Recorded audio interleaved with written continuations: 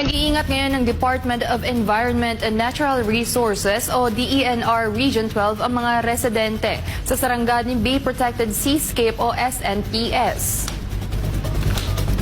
Ito ay matapos na mamataan ng Sarangani Bay workers at mangingisda sa pamamagitan ng drone camera ang malaking buwaya sa katubigan malapit sa Wanivo Village Extension, Barangay Lun Padido, Malapatan, Sarangani Province nitong Miyerkules, 11 ng Setyembre.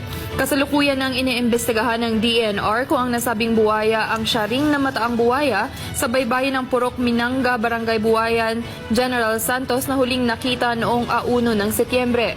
Ang buwaya ay tinatayang nasa 3 hanggang 4 na metro ang haba.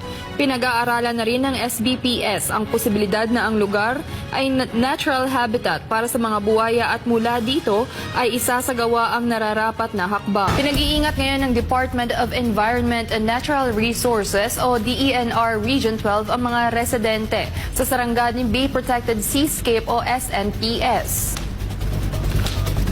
Ito ay matapos na mamataan ng Sarangani Bay workers at mangingisda sa pamamagitan ng drone camera ang malaking buwaya sa katubigan malapit sa Wanivo Village Extension, Barangay Lun Padido, Malapatan, Sarangani Province nitong Miyerkules.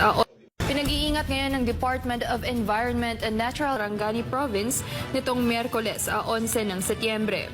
Kasalukuyan ang iniimbestigahan ng DENR kung ang nasabing buwaya ang syaring na mataang buwaya sa baybayin ng Ito ay matapos na mamataan ng Sarangani Bay workers at mangingisda sa pamamagitan ng drone camera ang malaking buwaya sa katubigan malapit sa Wanivo Village Extension, Barangay Lun Padido, Malapatan, Sarangani Province nitong Miyerkules.